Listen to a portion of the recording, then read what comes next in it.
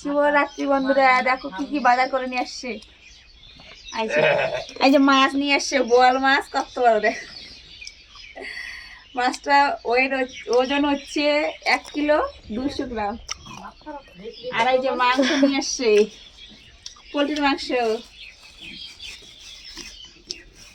মাংস নিয়ে এসছে, লাউ নিয়ে এসছে, বাঁধাকপি, এই যে টমেটো,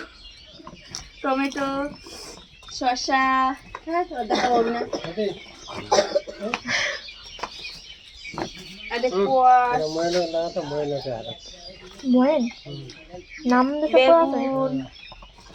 বেগুন কত করে কিলো? বেগুন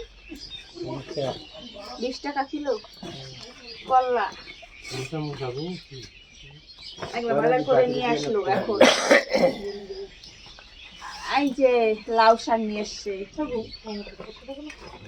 আজকে হচ্ছে